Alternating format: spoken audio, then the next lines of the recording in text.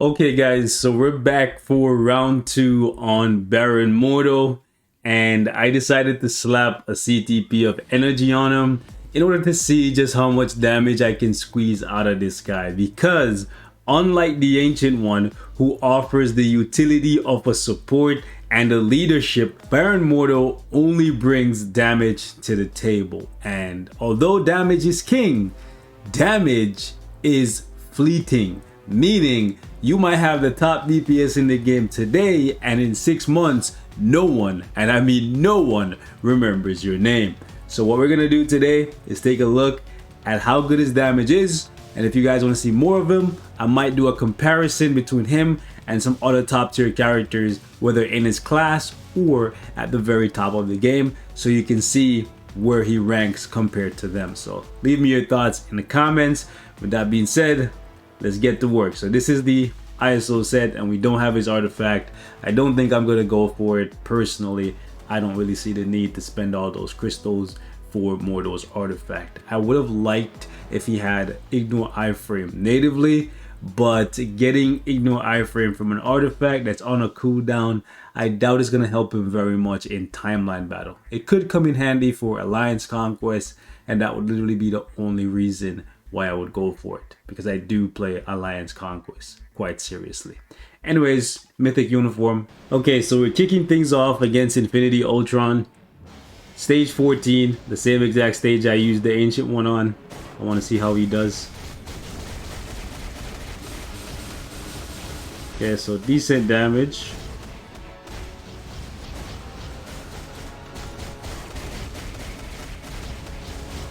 I wish you didn't have to delay using the 5th skill so long, because it's it's very risky and sometimes you miss your proc. I wish he had more range on his basic. Like, we're gonna get trapped in the oh, actually, this is good. I thought we were gonna get trapped in the optimization thing there. Yo, Mordo. Man has 0 chill, bro. Only problem is, I think because of that, we might... Hold on.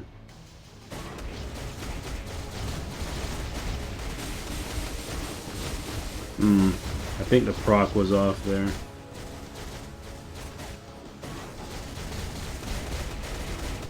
Yeah, we were definitely off the proc with the other rotation.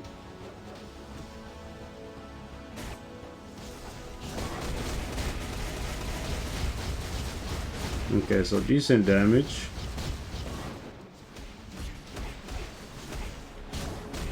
See, like, sometimes I can see when he pulls out the crossbow and fires, which makes it very easy for me to...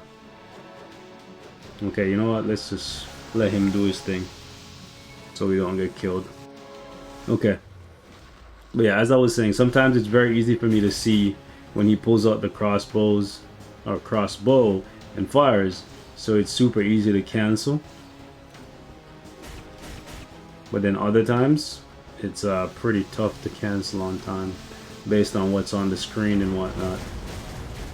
So like right now, kind of scary. Come on, here we go. I think that was... Yeah, I think that was on the money.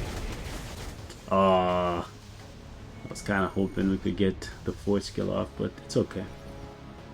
So he's definitely not a terrible character by any means. Some people would try to say that, but he's not. Maybe not as strong as you'd want him to be. You know, he's daunting the title of Sorcerer Supreme and all that, but... Okay, so the first hit from the 5th triggered the proc. You already know how that goes. When that happens, it's just, you're just down bad. Realistically, what else can I say? You're just down bad. No! Got him, sucker. Got him! Okay, so we had like 2 minutes and 12 seconds left, and we had a couple missed procs in there, so he's definitely not too bad damage-wise, and since they kept him as a hero, he does have quite a, quite a powerful support system available to him. Okay, so for Null, we're going as deep as stage 40. I think this would be a good test.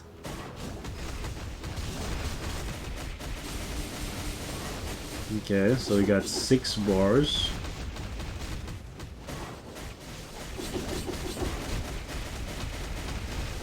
Okay, decent damage. I'm not too sure what's going on with the cage, but I don't mind it. Okay, it's coming now. We're just gonna try and skip it.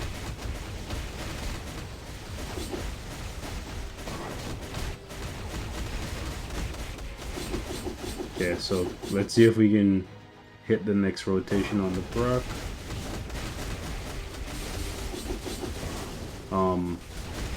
Not too sure why the damage is so bad there. Okay, that was decent. I think they should have given him damage accumulation. Unfortunate.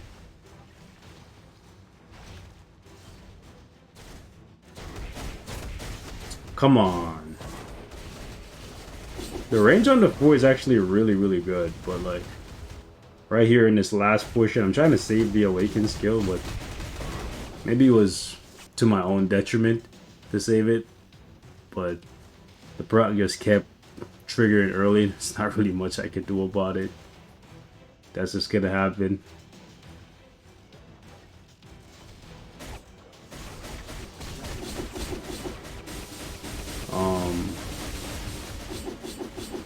Yeah.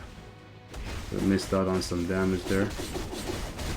Okay, get out of your 5th, get out of your 5th, don't die. I didn't want to use the 4 to make it longer. Yeah, when you don't get the arrows from the 5th skill, it's a bummer. But it's so risky to try and get those arrows because, yeah, the proc. It's kind of a big deal that you land the procs with them.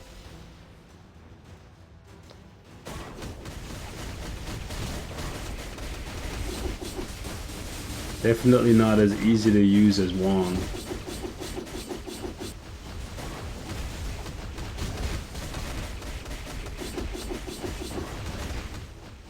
Okay, we're just gonna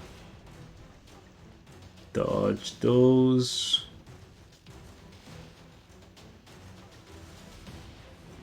Oh, the proc triggered. Okay, don't kill me, don't kill me, don't kill me. Okay, we dodged it. Good. Wow, really?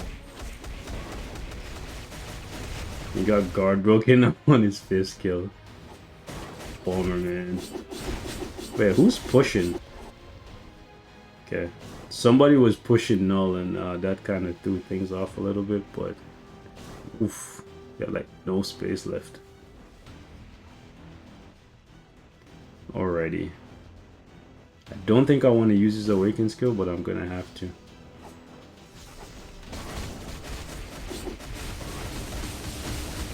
Okay, it's a good thing I used it.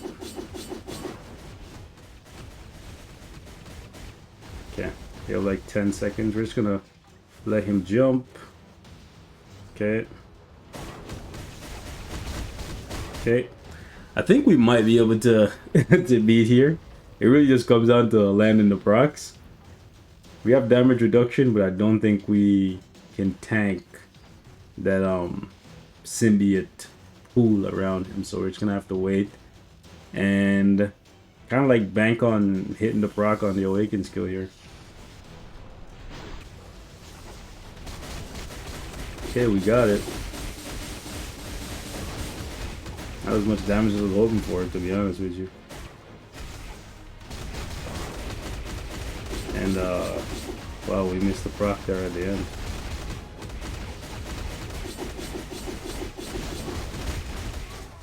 Yeah, too close for comfort. Definitely not as strong as my Wong.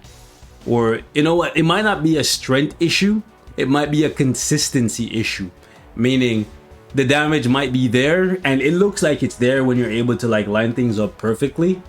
But that's the thing, it's when and if you're able to line things up perfectly, right? If you're able to do 5, delay, cancel, wait until the exact moment he fires the arrow so that it can ricochet off the shield that's around the enemy, so the enemy can get hit by it like 20 times, and then you chain that with the whip, and then squeezing that into the 6th skill that already has like 80 hits on it. It's tough.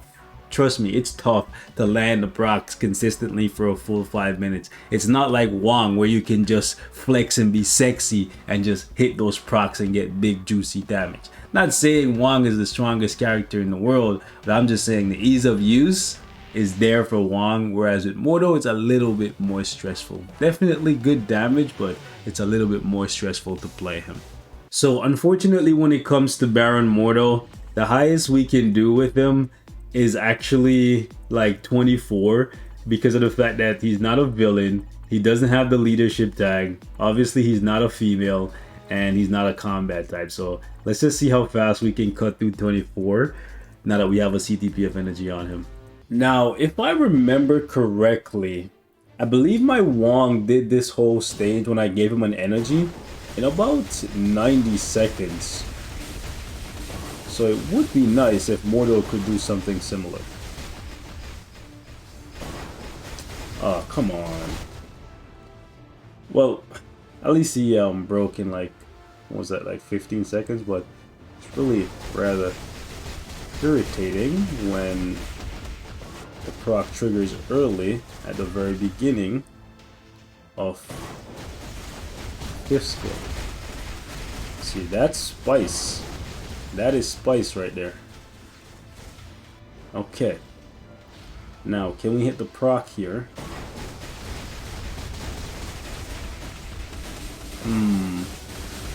Unfortunate. Yeah.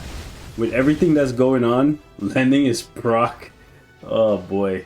At the exact moment that he fires that arrow from that crossbow, or mini bow or whatever, it's kind of an issue.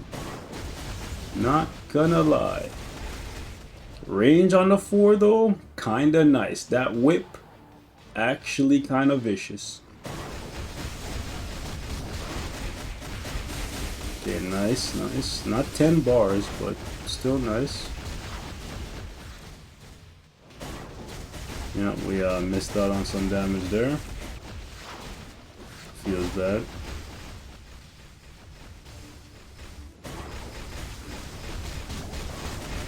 Okay, that was a good proc. Is this guy gonna iframe, or is he gonna... Whatever.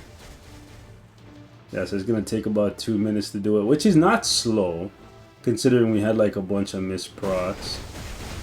Realistically, there's not much I can do about those missed procs. It's just, it's very difficult to see the exact moment that he fires that crossbow. That's literally the one thing. Comment down below, guys, is there anything I can do to make it so that I can land my proc more consistently?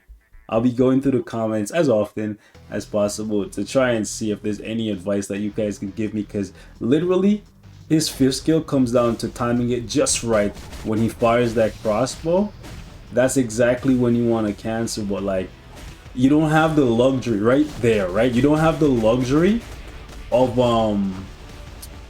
having the close-up camera when you're in World Boss, Legend, or any kind of content, right? And then in addition to that, the boss is very big, so a lot of times the boss is like blocking you, so you can't really see that exact moment that he fires off the crossbow, and you just kind of have to guesstimate.